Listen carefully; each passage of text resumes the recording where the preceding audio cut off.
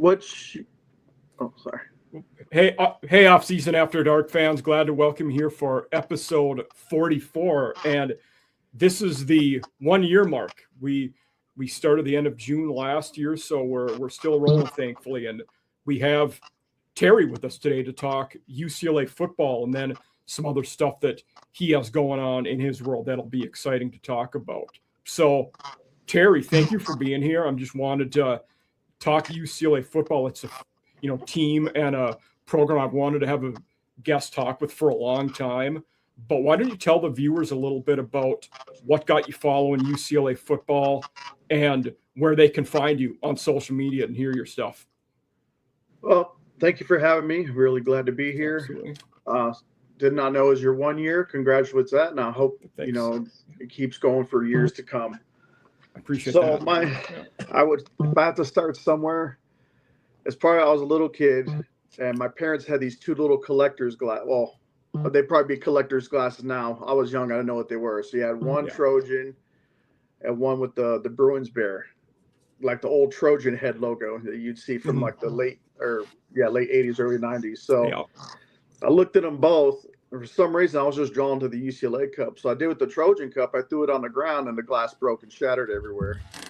So I guess I didn't know my hatred was going to grow that strong that early. So the faithful would be proud of you even today. So good work. Yeah, I probably still do the same thing today, if anything.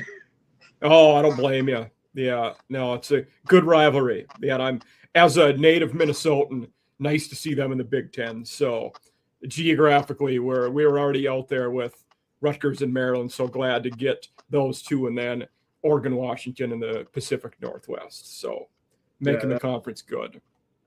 So let me ask, before we get started, let me ask you this. What would be in your time as a UCLA fan, what's your favorite moment? Do you have one? So back in 2006, I had just come back from a deployment. So I had some money on me, and I told one of my best friends, also a UCLA fan, I told him, hey, let's go to the UCLA USC game this year.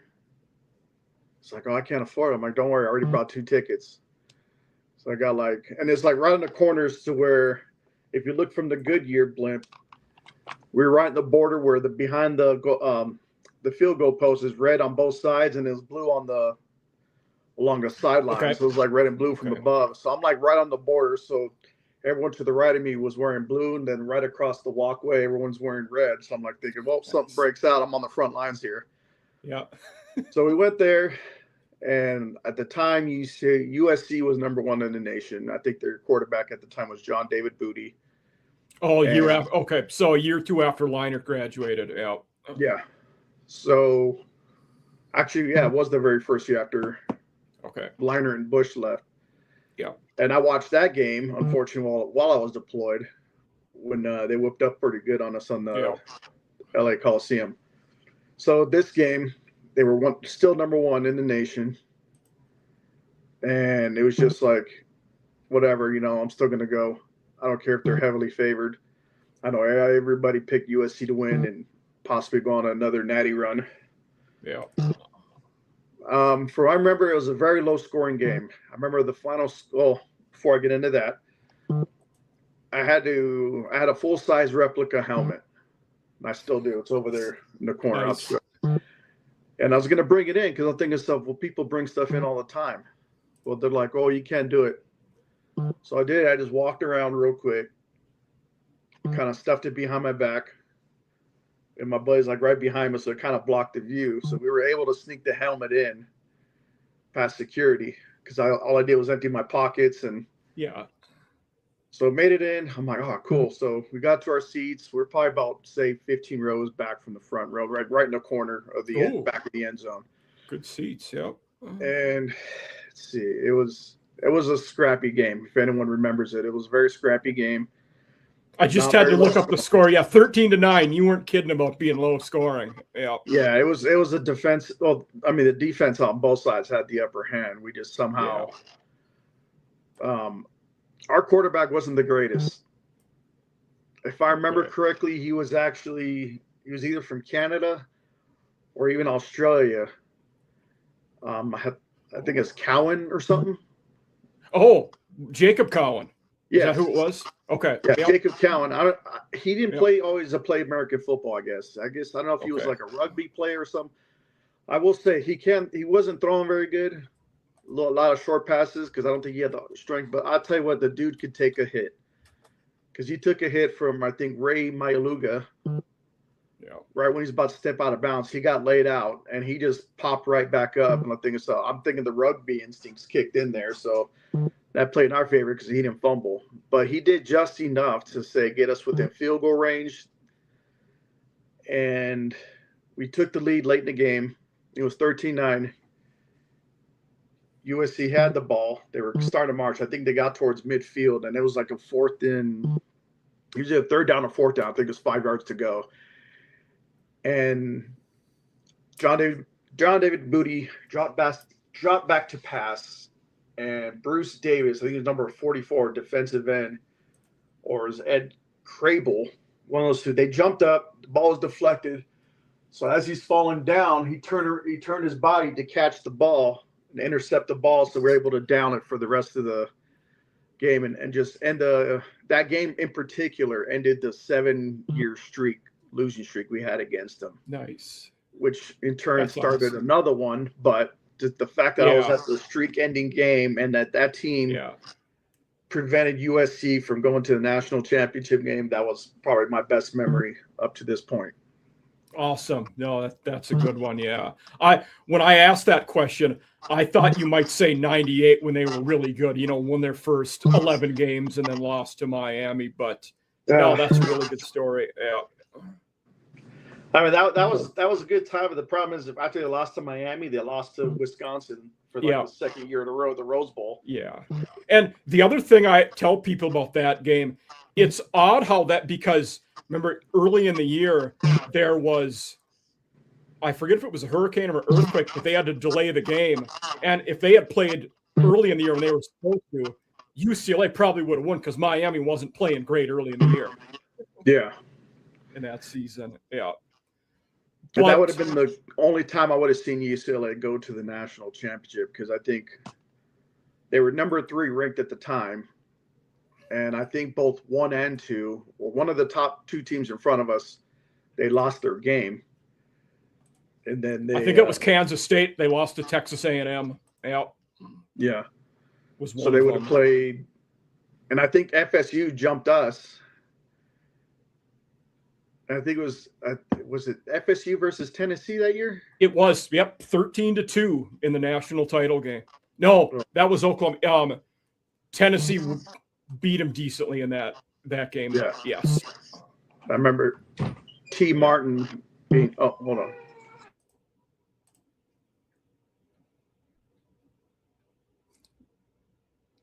All right, excuse the interruption. No, that's okay. But no, we'll be all right. Tennessee beat Florida State though. But let's get a little more recent now. And I always like to rehash the recent coaching moves, and going back the last couple of years. So one of the things I'll say with UCLA, I never really was a fan of the Deshaun Foster hire. But like we had kind of talked about off camera, the problems didn't start with him either. Like there was some decline, it seemed like, going on. And I think Chip Kelly's a good coach, but it seemed like things had went stale there in the last year or two. So as someone who's, knows more about the program and follows it closer, what would you say about that? Well, I'll say for starters, I wasn't a fan to begin with of the Chip Kelly hire. Okay. Now, he did have success at Oregon. The problem with that is with Oregon at the time, they weren't necessarily recruiting the biggest guys like you would see, your Texas, USC, even UCLA was recruiting big guys. So the plan that Chip Kelly had in place in Oregon, it worked because it was a very athletic, very high speed, defense, offense. Yeah. It worked for them. However, he was trying to bring that over to UCLA, which to me, that shows he wasn't ready to grow and evolve into something more. And I know this was after his NFL stint. Yep. He wasn't ready to grow into something more. So he was trying to basically force what he was doing at Oregon at UCLA, which to me you couldn't, because UCLA was still able to recruit some of the big bodies. Yeah, So I think that's a good point. Yeah. And I also think part of it, when he was at Oregon, the offensive things he was doing, they were ahead of their time, and still, you might call it gimmicky in some ways. But by his time at UCLA, defensive coordinators were more accustomed to it and used to it. You weren't really fooling or tricking anybody, as he had done at Oregon to some extent. Yeah, and to me, he was, when the game was either on the line or we really need to close the gap if we were trailing, I felt like there was no sense of urgency with him. So that makes sense. Yeah. We fast forward now to late in the hiring there was the whole agreement. They agreed to part ways. He took the OC job at Ohio State, I believe, after he left UCLA. But that was like late in the coaching carousel when everyone else already had their guy. So at this point, we basically had to settle. And if I'm not mistaken, I'm not sure if Foster was the OC at the time or if he was a positional coach. He had left the UCLA to go be the running back coach for the Raiders, but then left there before coaching a game, is what happened. Yeah. To me, that's just like the ultimate settle. Yeah. And that whole coaching carousel got delayed because, if you remember, Ohio State had initially hired Bill O'Brien as O coordinator. Well, then the Boston College job opened late because Hafley got the DC job with the Packers. Then O'Brien left late to go to BC. Chip Kelly left late to go to Ohio State. Then this happened. So there was all kinds of stuff going on late in that, carousel. Yeah. But Foster had been with the Bruins then. Yeah. Briefly went to the Raiders in the offseason, then came back to UCLA as the head coach. And not an enviable position, that went 5-7 his first year. I remember they won quite a few games late in the year, but honestly, other than that, with their 2024 season, I can't say I remember a ton about it. I remember the UCLA, they played UCLA and Oregon in the year, and that's about all I remember. So then we get to last year, and the beginning of the season really, the beginning of the season really started poorly. Now, did he get fired after the New Mexico or the Northwestern game? New Mexico, because Northwestern was the first one for I'm trying to remember his name. Skipper. Yes. Tim Skipper. Because I had a Fresno State guy on last week, and Skipper I made the point because I knew I'd scheduled with you at that point, and I said, Skipper was your interim head coach. Then next week I'm having a UCLA guy on, and he was their interim head coach the year after. So yeah. So but here's the thing though, they were actually pretty competitive in that game, because those first three games, the non-conference games, you always see the camera pointed towards what's his name, Foster. Yeah, and he didn't look like he wanted to be there. He didn't. No, he looked checked out. He was there collecting a check at that point, and he just waiting to be terminated. I'm thinking stuff. Well, that was just a total waste of a hire. Yeah, and I think you're right. I remember watching the New Mexico game when they were getting rolled, and at that point, we didn't know New Mexico was going to be as good as they were with Jason Eck, but you saw Foster, and it was just like, what are we doing here? So, but then you guys did go on that, 3-game. The Penn State game was massive, and then Michigan State on the road, and Maryland, all good wins. So, and in the state you were in, any Big Ten wins are good ones. So that was a positive. Then season ends. What were your thoughts? Like, as the regular season was winding down, did you think Chesney would be the guy, or were you looking at other guys as well? What was that process like for you? So for me, he wasn't the first guy I thought of. Okay. I will say that. But I'm happy that, they got him, because honestly, anything would have been a major upgrade from what we were dealing with. Yep. Now, one of the ones I was looking at the defensive coordinator from Oregon at the time. Oh, Lupoy. Yep. Yeah. Yep. And I was thinking to myself, he would be great for some of those They say he was a great recruiter, which one thing I know that UCLA lacked in recent years is especially recruiting, say big Samoan guys from Hawaii. Yeah. Bringing them over like they used to have back then. And he had a great track. He'd been with Saban for a long time as an assistant, was in the NFL for a number of years.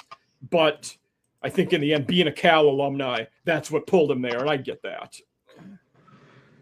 Yeah, I mean, it happens. So another candidate I was looking at I think it was the head coach. I couldn't remember his name. Also, like another, say, Pacific Islander guy was from BYU. Oh, Kalani Sataki. Yep. Yeah. Again, he was another one I was looking at. He's at his alma mater now and played there, so can be tough to play those guys, yeah. But he's at back-to-back 10-win seasons at BYU. Yeah. Yeah. So they hired Chesney, and I was just like, at first I didn't know which college he was. Oh, yeah. But so I had seen him play because, being Sunbelt, JMU came to Marshall last year, so I was, at the game and stuff and it was a battle until the end, but he did a good job there, and he did a good job at Holy Cross FCS before that. Yeah. So I saw everything he was doing over there. I mean, he made the playoffs. Yep. I know a lot of people didn't agree with it, but to, each their own. The fact is they were given a playoff spot. Yeah. And they were showing competitiveness towards the end with Oregon. Yep. So, I mean, I'm liking the attention the attention the school's getting after hiring him, as well as the recruits we're starting to bring in. So it's like they've had their current 2027 recruiting class is, I guess, top 10 in the nation right now. Because one of the guys, I think it's Juju Johnson. I have to look it up. He was a 5-star athlete, I believe, or 4-star athlete, but then they changed it to a 5-star. I guess with some recent ratings that they were doing. So with him going, that would be UCLA's first 5-star. So that immediately jumped them back up in the top 10 rankings. Yep. Yeah, I'm looking. Yep, 5-star. I'm looking at him right now. That's a big pickup though for them. And one thing I also think with both of their coordinators, Dean Kennedy on offense and then Colin Hitchler coming with him from JMU, I think their system will fit Nico pretty good. So I've always been a fan of his. Even at Tennessee, things went south at the end with that situation. But as a redshirt freshman, he took him to the playoffs, and then he was all right last year. I think he's a good player, and I think with that system, he'll be a good fit. But you mentioned with the recruiting, Chesney's injected life into the program. And it seems like there's a good amount of buzz around there, which was really lacking in recent years. Oh yeah, it definitely has. It actually feels nice, regardless what happens. I mean, I'm hoping they at least get bowl eligible this coming year, because I don't see him doing any worse, especially who his predecessor was when he was at JMU, that being, Kirk Signetti. Mm-hmm. Now, I'm not expecting those same results, but I expect a lot better results than, recent years. And who knows, maybe it'll surprise me. Then I could hopefully one day actually see UCLA in a national championship game for the first time in my life. I mean, that'd be awesome for you. Yeah. One thing with them that I noticed, in prepping for these, I always look at the schedule. They have a tough schedule. I mean, obviously in the Big Ten, you're always going to have a tough one, but you open at Cal with Lupoy, the new coach we just talked about. And then I think San Diego State's going to be one of the better G6 teams in the country with Sean Lewis. So now your Big Ten opener might be the worst team in the Big Ten. So that Purdue game, that especially being at home, hopefully you can get some of those wins and start off on a good stretch there. But that's funny you say that, because my wife, she wants to play a joke on me. She's like, well, because she's currently going to school with Purdue, online and everything. She's like, they have a good online program. Yeah. So she was like, oh, maybe I should go for Purdue. I'm like, oh, maybe you should get out of the house. Yeah, I bet that went over real well. Yeah, she just kind of looked at me. I mean, I got Purdue stuff in support of her. But I told her, no, when it comes football time, I told her, you can root for Purdue against USC. I'll gladly wear the gear with you. But I told her, when it comes to UCLA, you already know. I don't blame you. Yeah, no, that's good though. But in one thing, in with me looking at all different schools, it's tough to really focus on the off seasons and spring ball at all the schools. But with UCLA in spring ball being done and now we're in the summer, what were there any big storylines there? What's the buzz been, both coaching staff, roster wise? Anything that really jumps off the page? Well, as far as transfers, because I've been mostly paying attention to the transfers. Yeah. I mean, Wayne Knight at running back was a massive one. Yeah. Wayne, that one excites me because it's been like 2 or 3 years since they've had a running back that's gone over 1,000 yards. Okay. Same with receivers. I'm not sure as far as the receivers who they got, but I've also noticed they got some pretty good size on the O-line coming too. I know they got a transfer from Boise State. He was part of that Boise State playoff team when Genty was there. Hal Schmidt. Yeah, right tackle. Yeah. And then I noticed they actually dipped into some SEC teams. Like I think there was a safety or a receiver from South Carolina. I think it's Rowe. Yep. So I'm a South Carolina guy, Brian Rowe, and then one of the other receivers they got who probably is a little better was Aiden Mizell, and he was at Florida. He was hurt a good chunk of last year and probably missed half the season, but Mizell's a good player as well. So yeah, I'm excited, because usually you wouldn't see us getting transfers like those before. Yeah. And then the other one, another receiver they got, Leland Smith, was, in fact, actually he started his career at Purdue, but he was at San Jose State last year, and he's a good player too. He had pretty good number, and San Jose State's been throwing the ball all around, but he was pretty good. Yeah, I mean, I'm excited for that. I'm especially excited for the recruiting class following. So, I mean, it looks like things on the up and up, and I hope it just continues that way. Yeah, I was looking at there. Obviously, you had mentioned Juju Johnson. He kind of popped off the page, but there were multiple 4-stars. Jerry Outhouse, a safety out of Fort Worth. Whenever you're pulling a 4-star from Texas, you're doing something right. And then actually, I got his info too, so he might be coming on in the future for us too. Oh, that'd be great. Yeah, it's always one of my buddies does a Vandy show, and they'll get recruits on, and people love it. So that'll be what's his name? To hear from him. Corey Burton is his name. He does Locked On Vandy, and then he's on our group SEC After Dark. So we actually have a Vandy guy of our own. His name's Chris Coolenhold.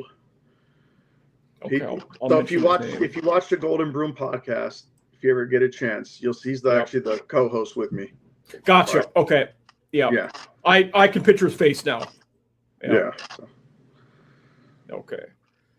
But yeah, that recruiting class, I mean, yeah, like you said, right now they're ranked 4th in the Big Ten. So, in the Big Ten and SEC, you're just dominating those rankings. So that's definitely a step in the right direction. Hopefully they can continue that and, beef up the trenches. Defensive wise too, I noticed they brought in a lot of transfers, especially D-line. They lost almost everybody, but multiple guys from JMU came with, and then they got a Rutgers, Texas Tech guy. and they'll be a 4-3 guy. So Hitchler, their D coordinator, was been at multiple big programs, but he was at Alabama before going to JMU, and then Wisconsin and Cincinnati before that. So been with Luke Fickell for a long time. So pretty standard 4-3 is what they'll run on D. And he's been a kind of one of those up and coming, younger guys for a couple of years, though, that he's gotten a lot of publicity and definitely a star on the rise. So that'll be massive. And then JMU's best defensive back, DJ Barksdale, also transferred to you guys. So he'll be. But they also had an edge rusher that I'm looking forward to also. I forget his name. Sahir West, was it? I believe so. Yeah, like double digits in sacks last year for them. My list says 9, but yeah, probably is him if he had. That's better than what we got. Yeah. So. yeah. But both of their edge guys, and then their other edge guy it says he had 5 sacks. That was Aiden Gobera. He started at Notre Dame and then was at JMU last year. So yeah. My concern for this coming year is okay. So it seems like we've gotten bigger guys in the O line, a lot of experience. Now with that being said, obviously I got to make sure Nico stays healthy. He doesn't get any more concussions, possibly, or hopefully not. Yeah. And then, because honestly, after him, who else we got? I don't know much about his younger brother because I know he hasn't really played it down yet. 2, though. Yeah. Yeah, because on number 2 last year, he was scared like out of his mind because his first game was against Ohio State in Columbus, and I'm like, look at this guy, and then this guy, he wants to transfer to a Division 2 or 3 school afterwards. Like, that's probably better for you because he can't. He's not a good fit for us. No, that Duncan, it was I think that was that guy's name. But with Nico's younger brother, I don't know if anybody knows much about him because he had initially signed at Arkansas, early enrolled there in the spring, but then transferred pretty early. So no one's really seen him play since high school. So I think it's very much a mixed bag and unknowns. And the MO is that he does throw the ball pretty well, but he's not the physical presence Nico is. I mean, he's 3 inches shorter, and Nico has a cannon and can throw the ball a mile. I don't think his arm is that strong, but very few people have an arm as strong as Nico. So, especially for him being able to run.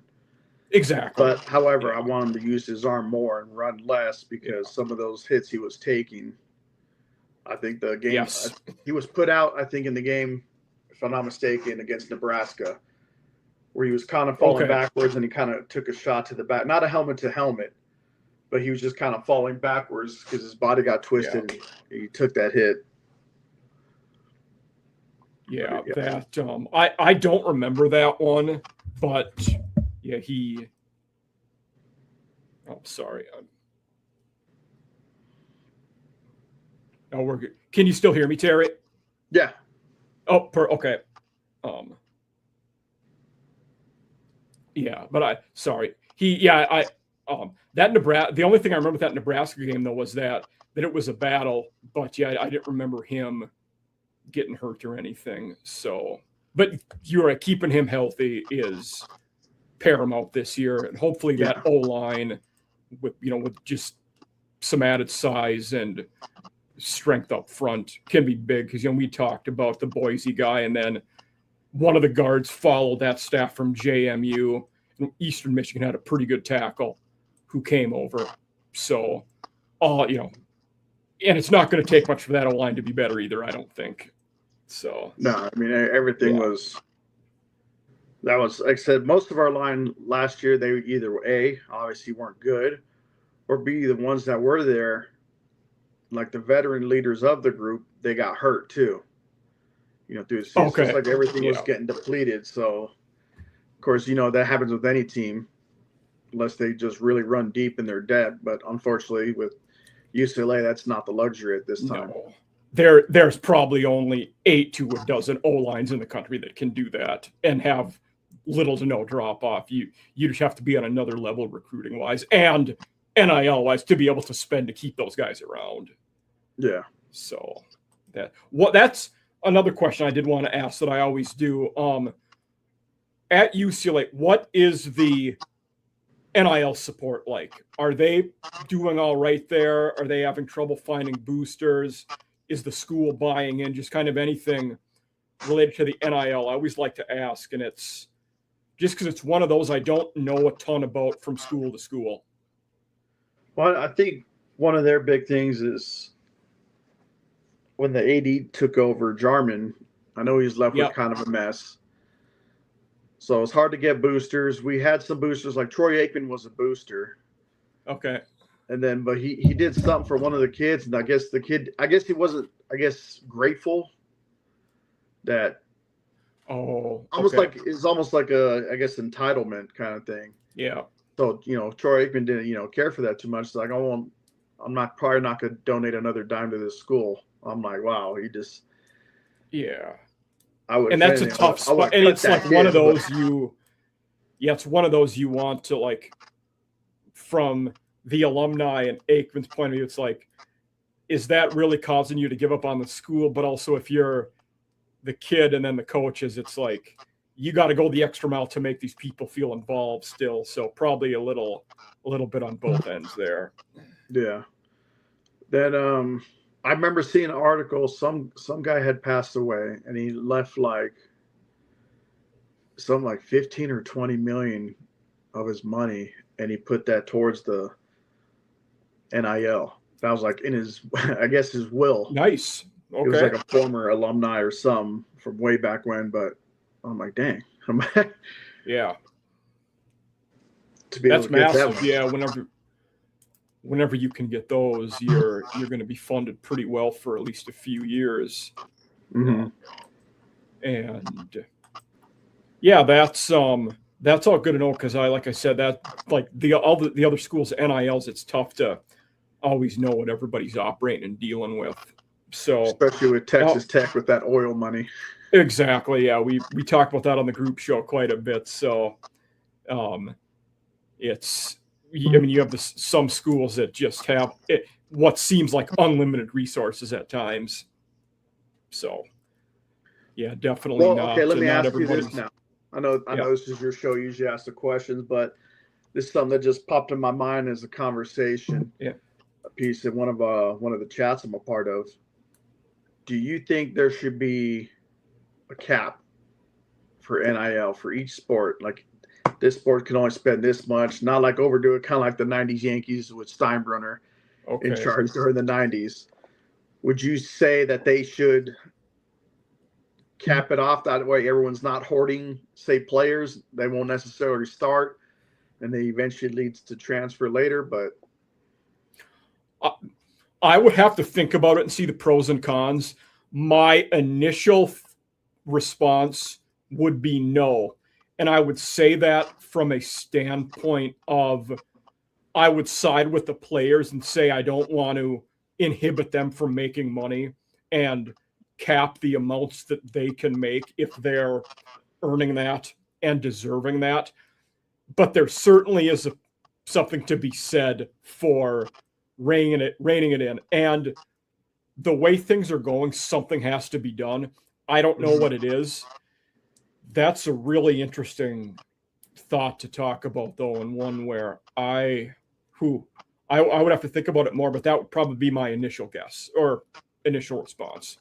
Because, like, to me, like, it would prevent, you say, like, one team going almost like think about, like, in terms of baseball or football, everyone's got a cap now. They each got a max cap. And to me, my theory is, like, maybe it'll produce a better product because all these other schools that are, hey, this school's going to pay you the same amount as this school. The difference is you'll probably be starting here. So if you want to build up your, say, next NIL deal or your draft stock. It certainly could promote parity. I think that would be a positive. And also it might, where it might make things better would be in high school recruiting. Because like you said, you'd be getting the same amount, but if you're going to play earlier, you might go to a school that may not be a playoff contender, but be a 5th or 6th place team in the conference. And if you ball out there, then maybe later on you can get a bigger deal, whether it be at your current school or somewhere else. So I think there certainly could be pros to it. Yeah, I never thought about that one. What do you think about the one that I was reading today, and it sounds like they might move forward with it, the 5 years to play 5. So we're eliminating redshirting. What are your thoughts on that? So I won't say this coach's name, okay, because I actually talked to a coach about this, because Division I's voting on that, as well as in July, Division II will be voting on that as well. And if history told us anything, Division II will usually fall suit to Division I to keep everything kind of like the same. So from what this will caught me off guard, like we didn't surprise, and he'll talk more about it. And this is from a coach's perspective, because he eventually wants to come on my show as well, that we'll talk about later. But he's saying the NCAA is really low on funds because of all the lawsuits and everything, all the stuff they've had to pay out and everything. There's also been a downsize in workforce for them. I didn't know that. Okay. Yeah. So I'm sure eventually it's going to come to light. So it's rather than dealing with another, let's say, lawsuit, because he's saying with Division I, you're on the time clock. So let's say if you go home for a year, you take a year off because you had, like, say, some personal matters or, God forbid, a death in the family. Mm-hmm. You need to go home, fix whatever needs to be fixed to make sure your family's good to go so you can go back. You still lose that year. So rather than the NCAA, I guess, now not wanting to pay no more lawsuits, understandably so. Yeah. Like, let's just give them 5 years right off the bat. Instead of 4, we'll just give them 5. But that's it. If you can't do what you need to do in 5 years, it's regardless. Because then I brought up a certain quarterback at Utah who it seemed like he was going to school forever, almost damn near a decade. Cam Rising. Yes. I'm assuming that's who we're talking. Yes. That's exactly who we're talking about. Yep. Yeah, I think he was there 8 years. Yeah. Now I know he had injuries.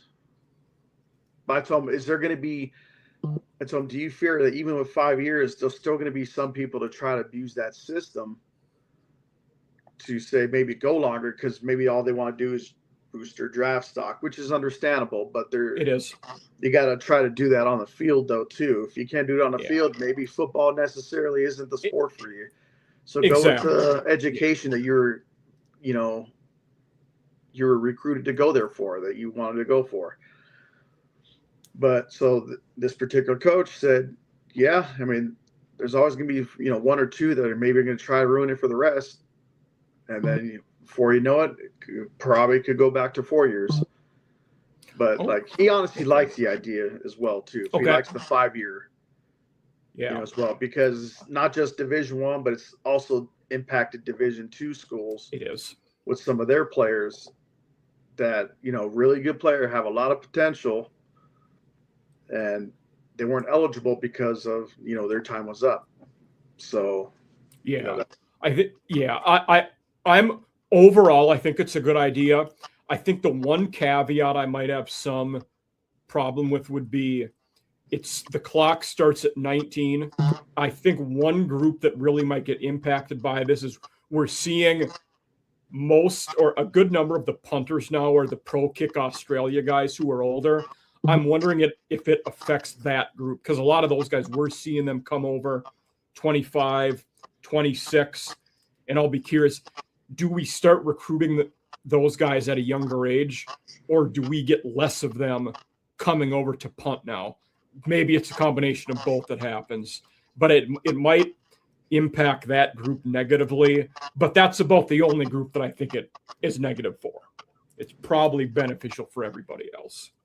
Well, there's also, I'm not sure how it is as far as like the overseas, NFL overseas thing. Like you got guys getting drafted in the draft out of Germany or whatever.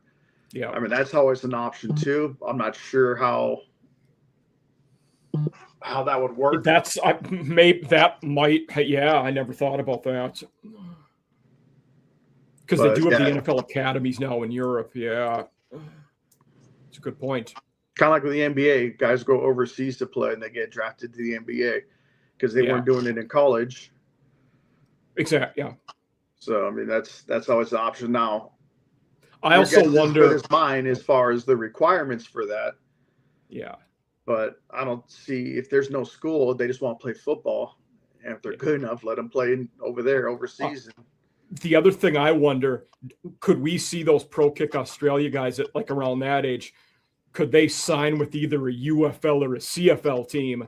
Then if they perform well, the NFL signs them then after that. And at that point, I'm not sure if you're subject to the draft or how that would kick in, but it would be curious if, you sign with one of those teams and then play and see what happens there. In recent years, ever since they restarted the UFL, has there been anyone signed through the draft through that, or is it more like free agency? Free agency, yes. Yeah. But in that case, though, those guys already went through college with their NFL draft class and went undrafted. Mm-hmm. If you were a foreign guy like this that was never subject to the draft, I don't know if that changes the requirements. And if you have to be draft eligible 1 year, I don't know. Yeah, I couldn't tell. And I know some of them are probably prior NFL players too, whether it's practice squad guys. Yes, absolutely. A lot of them are. Yeah. It's a good chance for them to obviously showcase their talents that they weren't getting the attention on the NFL sidelines. And the NFL's like, whoa, this is what we've had the whole time. So, I mean, who knows? Definitely. Yeah. But, I mean, any possible avenue to help someone, let's say, achieve their dream to make it to play Sundays I'm all for it. Absolutely. And that was, kind of why I said the one thing I dislike about that potential rule would be negatively impacting those pro kick guys. But for American born raised players, it's to say that that's not at least a plan that streamlines rules more and everybody can get behind. Mm-hmm. So let's try to rein back a little bit to the Bruins for this coming year. So I slightly touched on the schedule, but going into this year, what are expectations for you? So I say this with a lot of new coaches, and especially a team that struggled like they have the last couple of years. I feel like in looking at it from the outside in, making a bowl game would be a success in year one. Any more is gravy on top. And I actually think they're going to be pretty good this year and hit I saw one that had their win total projected at 5.5. And I like the over on that number. But for me, you win 6 games and go to a bowl game. That's a success in year one. What are your thoughts and expectations? So for me, for this first year, I have 2 expectations. Okay. One is be bowl eligible. I'm not expecting like instant success like Signetti had going from JMU to Indiana and building that program. I mean, if it happens, I think the whole world would be shocked, and I'm going to be one of the happiest Bruins fans ever. However, good. Yeah. Be bowl eligible. I want to say, I was looking at their schedule. I said their ceiling was between 7 and 8 games that they would win. Yeah. And obviously the low would be them not making it I think there's 7 wins on that schedule, though. I said that to somebody else. I think there's 7, maybe even 8. Yeah. Yeah. So be bowl eligible. Second, beat USC. Okay. They've had our number the past couple of years. It was like a competitive game this year. I think they were tied going into halftime, and then they just shut us down. No scoring in the second half, and they did all the scoring. So beat USC. Out of your 2 expectations, I think the bowl eligible one does happen. I'm also pretty high on USC this year. I think they're going to be a pretty good team. So Yeah. that one might be tougher. But I do But think we look at 2006. Look what happened. You know, any rivalry game it's always a special thing because it could be. Look at I think it was it 2013, 2012, the big missed field goal kickoff or big missed field goal return for a touchdown, Auburn, Alabama. Oh yeah, we talked about that on the group show, I think 2 or 3 weeks ago. Yep. Yeah. So it's like anything could happen. Oh yeah. I'm expecting. Yeah. I know USC also lost a lot during the draft. They lost a lot of their top guys. They did. Yeah. But I've also heard stuff. They also signed the best recruiting class in the country too. Yeah. Well, I've also heard that. I'm not sure how true it is, but some people say Lincoln Riley might be on a hot seat because even though they've been making bowl games, yeah, I don't think they've made the playoffs once. I think if they win less than 7 games, I think that absolutely would be true. And because I think you're right, like the ho-hum status quo they've been doing, that's not good enough anymore. They want to be one of those playoff teams. And if they end up with only 6 or 7, I think it would be one of those where because of his bio, I don't think they fire him. I think it's hey, Lincoln, if you want to take another job, you don't need to pay us a buyout and we're not going to fire you. So feel free to look elsewhere. And I think the writing would be on the wall and both sides would agree to that. Yeah. Like for him, say they would have a bad year combined with a Florida State or in North Carolina having an open job, I could see him doing something like that. Or maybe going back to a Big 12 team that could give him a decent paycheck. Yeah. So who knows? Yeah. But that would be obviously in year 1, end of the regular season, that would be a massive win for Chesney in his first season. So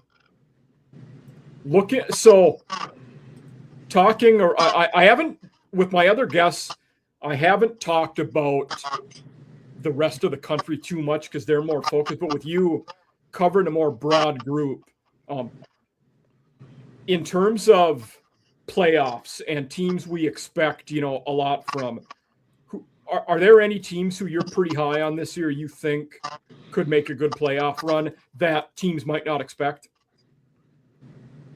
Might not expect.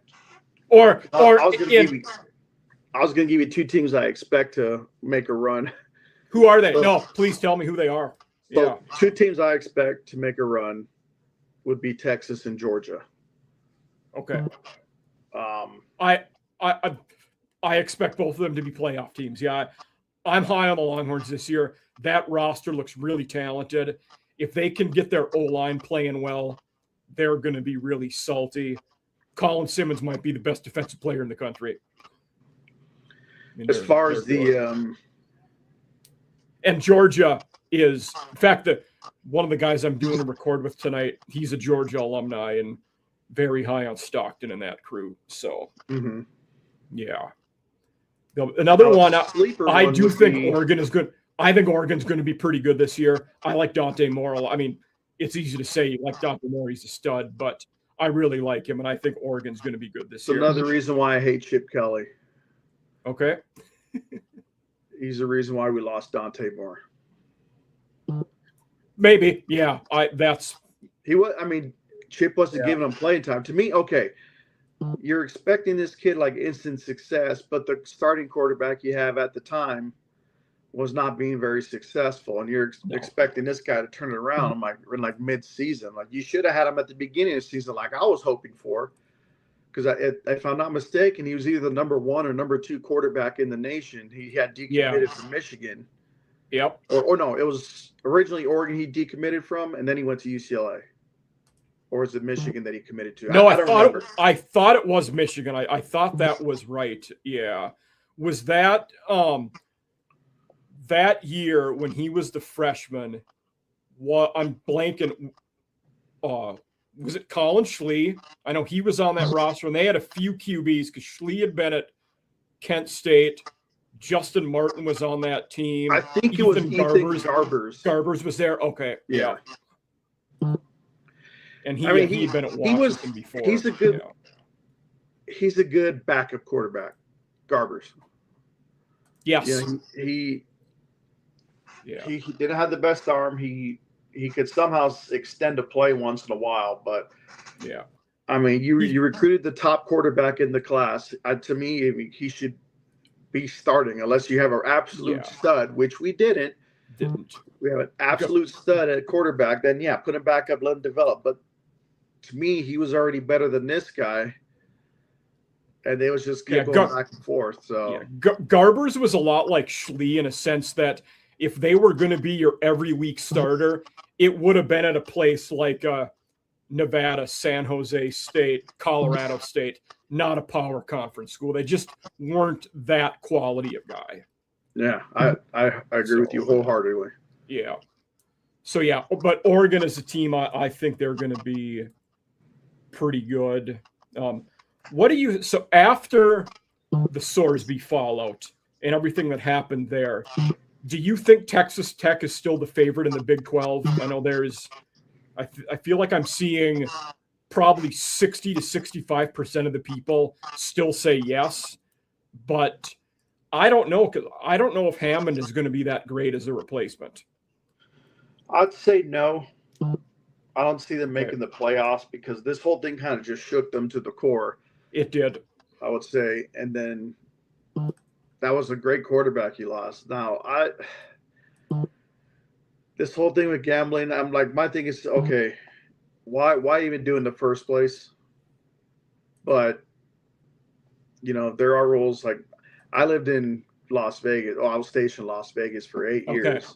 I never developed a gambling problem.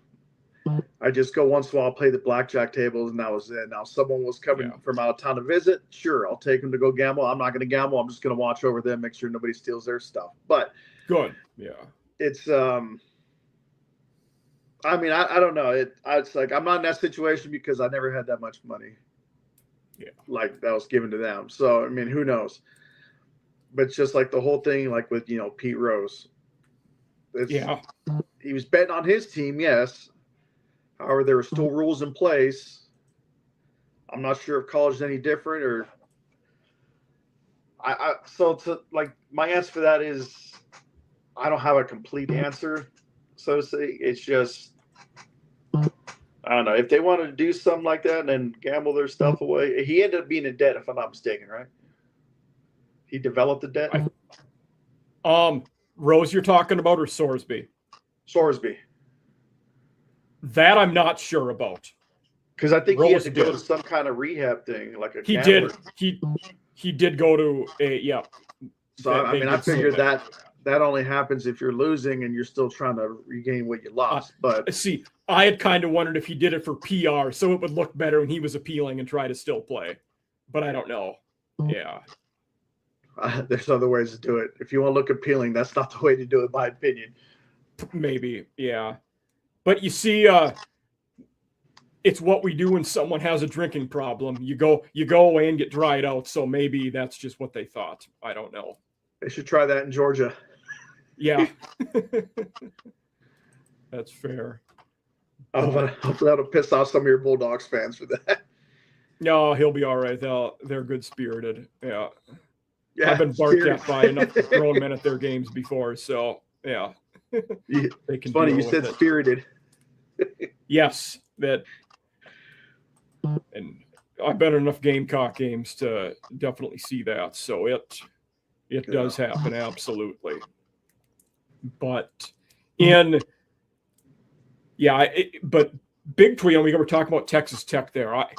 Big 12 wise, I don't know who I would say the favorite is now. BYU, I think, is going to be good again.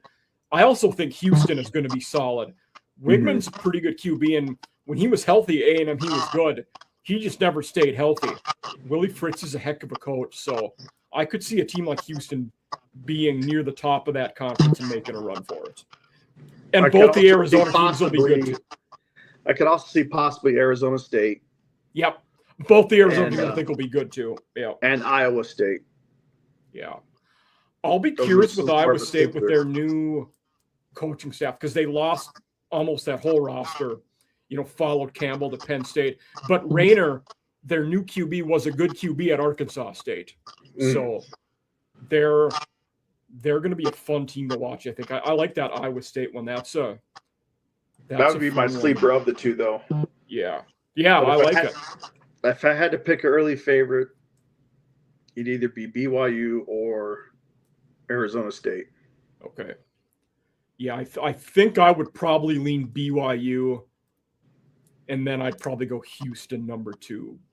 So, yeah, that's and then in the ACC, it's tough not to say Miami. Mensa's a really good QB, and that roster looks tough.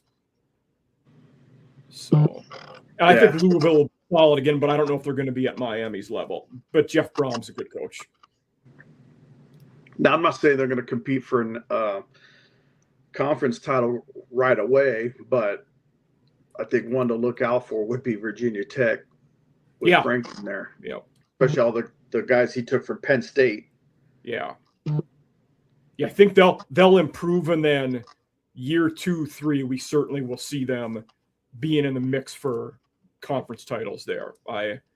Year 1, I don't know how much or how close I see them being bowl eligible for year 1. Absolutely. Oh yeah, definitely. One team I think that's going to drop that was good last year would be Virginia. Yes. Yeah. Because their schedule was so easy last. Like they were one of those, like, looking at the preseason schedule, you knew they were going to hit the preseason win total because their schedule was so easy. This year, I think they come back to life a little bit. QB wise, they'll be okay. You know, Pribula transferred from Mizzou, and then Holstein from Pitt. I think Pribula will win the job, but yeah, I think they come back to life a little bit.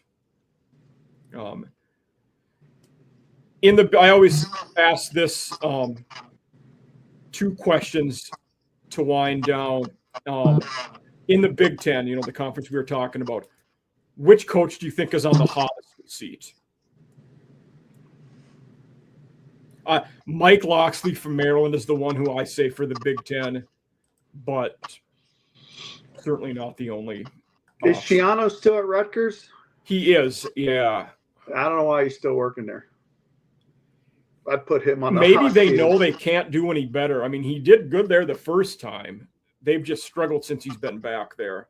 But I also think just going to a bowl game is good enough for them. They don't expect more. And that's a shame. Yeah. For being the first university to ever play in a college football game. Yeah. All I say is because my NFL team's Tampa Bay, and I hated Schiano in Tampa Bay. Yeah. And just the way he treated the Hall of Famers from the organization. They would come to the thing to, I guess, unannounced. Okay. But, I mean, are you really going to turn away Derek Brooks or Warren Sapp if they're coming over to see the team? I didn't know that. Yeah, okay. Yeah, that was one of the big things there. He was a cancer to the Buccaneers. Okay. So I do not like him at all. Okay. Certainly a better college coach than he was in the NFL, but I just don't know what their expectations are there. Yeah. So, yeah. But let's talk a little bit, Terry. You're launching a new show coming up soon. So tell the audience about that. You know, I want to know more. So the show is going to be airing. You're not going to find its own page. It's going to be streaming through the Villains Media Network. Yeah. The show itself will be called Terrible Talk Sports. Okay. And it's going to be like an open-end discussion. No, say really set themes. Like starting out, I'm not really going to have a set theme. My goal is to get as many interviews as I can. Nice. Kind of like what we're doing here. I've already got 3. I got 3 for sure, and then 2 possible. So like we're kind of filled up till possibly late July. And good. So like I said, open-end sports discussion. I also want to implement more, say, MMA and boxing, as well as WWE wrestling for all the wrestling fans out there. So I'm hoping for that, as we discussed before, a certain mayor from Knox County. Oh, that'll be great. Agrees to my submission. But I've already got one big guest lined up, and it was confirmed over the phone. I talked to him, and that is July 8th. Now, show starts tomorrow. That'll be the pilot episode. Yeah. And tomorrow's guest, he's not going to be well known. However, his role with sports is important. Just give you a little skinny on him is, retired military, now working as kind of like a mentor and coach to help, say student athletes from high school transition, helping with their strength and conditioning, transition from the high school level to the college level, which, he'll go more in detail tomorrow. Good. And so this show will be airing back it up. What's that? So let me back it up for a second, Terry. Is that tomorrow or that's the July 8th one? No, the July 8th, I'll announce that one. Tomorrow is that guy. Gotcha. Okay. I was confused which was which. Yep. Yeah. So tomorrow it's going to be airing, it's pretty much across all the major social media platforms. It's called Terrible Talk Sports, but it's going to be through the Villains Media Network. Perfect. It took him a while to talk me into it because currently I co-host the Golden Broom Pod, which deals primarily collegiate sports and excuse me. Tough. Like right now we're tailing. Yeah. Kind of I don't want to get too off topic, but kind of a lackluster end of the season for the Bruins there in baseball. Yeah, I was heavily disappointed. I was definitely the laughing stock for a while.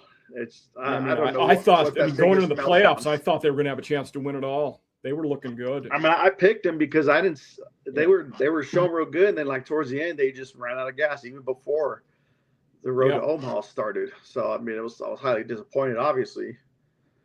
But yeah, so like right now we're wrapping up our interviews with baseball coaches, and we're starting to. We've already got one or two possible football coaches for the Golden Broom. But awesome. For my show, my second guest is actually going to be an MMA guy, which I'll announce later. Okay. Or like I know him personally because he was actually my old jiu-jitsu coach in Las Vegas.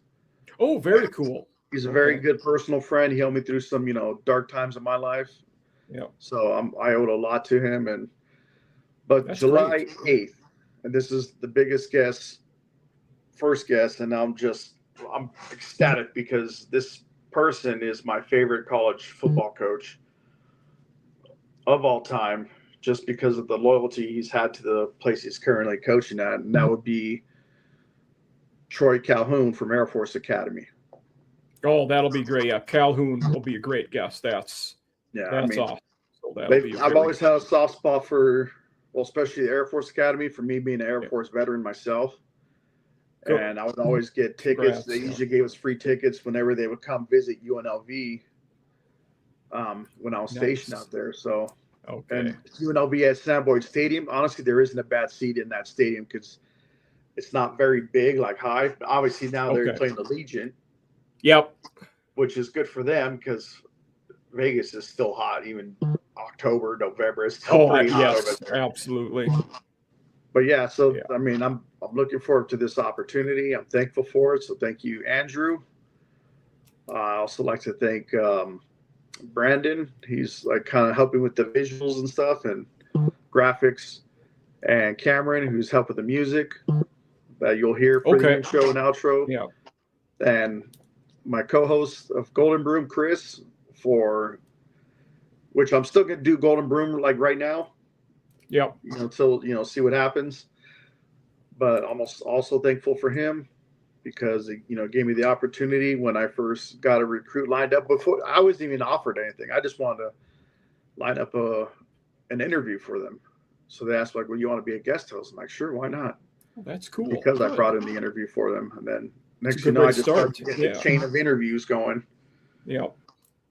So that's awesome. Looking forward I'll to look forward to watching hopefully it goes off without a hitch and you get all those guests lined up, and sounds like there's some big names. It'll be a lot of fun to watch.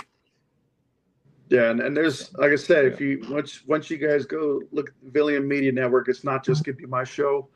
As I mentioned, you got the Golden Broom. There's a football show that deals with college and pro strictly. It's called Football Frame of Mind. There's other we have a strictly Iowa Hawkeye show that actually pulls in a good crowd too. There's one. Good. As I said, you gotta look at the channel on YouTube, Villains Media Network, to see all the different shows, see what's your, I guess, cup of tea. But it's like a little bit of everything. There's even, as I mentioned before we started this interview, we have a Thursday night show where we talk about, say, favorite video games, movies, like not sports related. Yeah. But it's still a good, kind of change of pace. And it's one of our more successful shows. So I'm hoping I can continue that trend. Oh, I'm sure you will. Yeah, it sounds like you got a great idea going. So I appreciate that. But yeah, we've reached our conclusion though here. But Terry, just wanted to say thank you for being here. I really appreciated talking Bruins football and about the new show you have coming up. And for all of our listeners out there, I appreciate you being here. Thank you. Thank you for having me. I'm glad to be here. Absolutely.